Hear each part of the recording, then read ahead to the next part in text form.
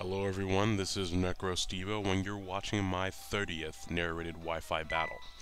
This is a battle I had against jackkkkkkk3. There's a lot of K's there that I'm not actually going to pronounce. And I believe this was another mixed battle. Normally I just tell my opponents I'm going to go OU and then bring a lot of mixed stuff.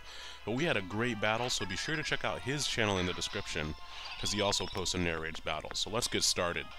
I lead off with my lead offensive Uxie, and he leads off with Cloister.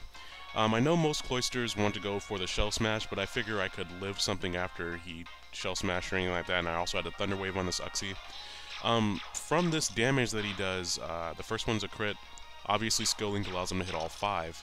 I couldn't tell whether or not it was offensive. I haven't really faced very many Cloister, and this is actually the first one that I've ever gotten hit by.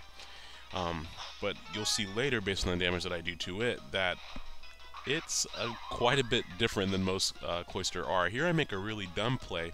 This is the first Senchino I've ever faced, and I knew that it was faster, but I didn't really know what types of sets they run, and so I stupidly stayed in and let him KO me with a U-turn. That was unfortunate because I could have used Uxie later on in the battle, and I didn't know that. I knew that he might outspeed, but I didn't expect it to kill me.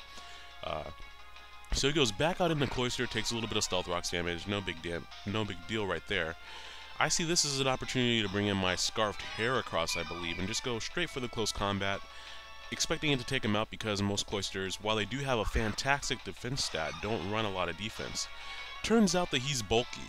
And what does that mean if he's actually defensively bulky? That means he's going to live a close combat.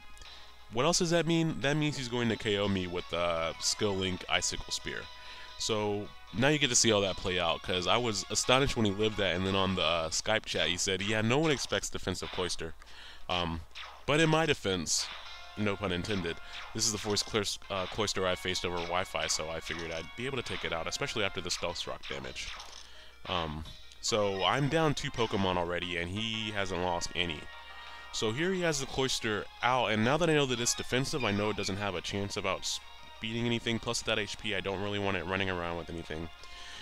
And on the off chance that he had the priority Ice Shard, I wanted to go out into something that wasn't really damaged by it, and I wanted to use a move that, if he was expecting the obvious Flare Blitz, switch up moves a little bit, maybe I could hit something else trying to switch in. He does, however, leave it in right there, just, you know, if I had missed the Rock Slide, that would have sucked.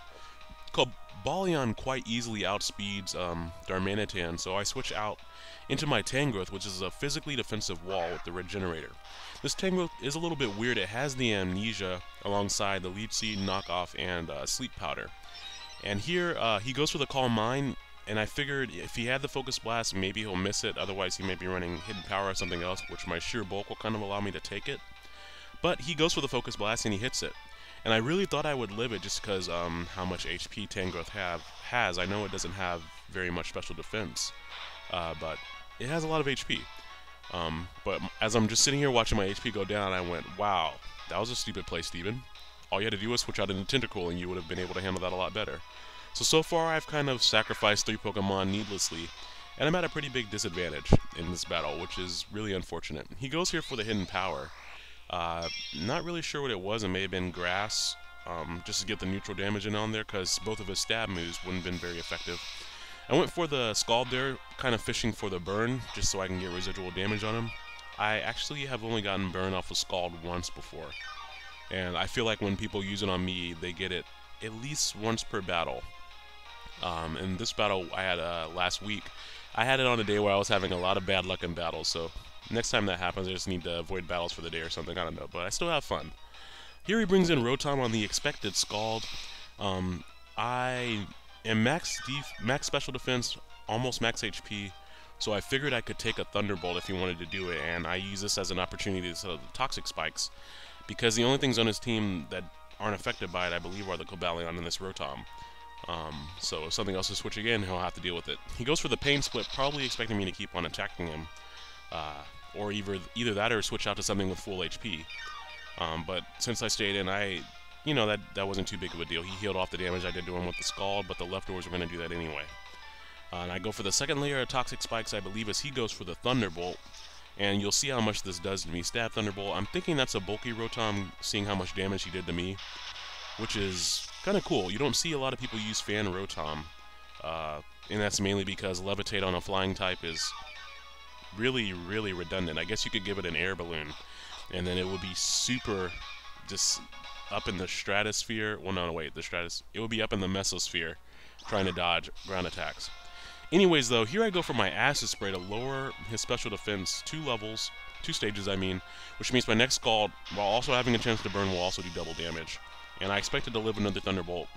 I didn't really, with my Tangrowth dead, which would have been a good switch into this thing, I didn't really have anything that I wanted to switch in. So here, in using the Acid Spray, I was hoping to either try to make him switch out, or after his Scald, have his HP be low enough where either Archeops or Darmanitan could come in and kill him off pretty easily.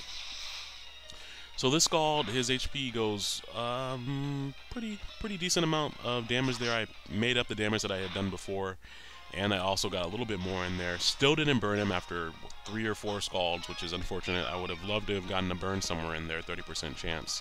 You figure eventually you're going to get it. But as per my earlier stated plan, I just bring in my Achilles, the Archeops, and go for the Stone Edge, and that's going to be enough to easily kill him from that HP range. If he were max defense bulky, maybe he might have lived, but I didn't even need a crit right there, so I'm thinking he maybe split defenses there.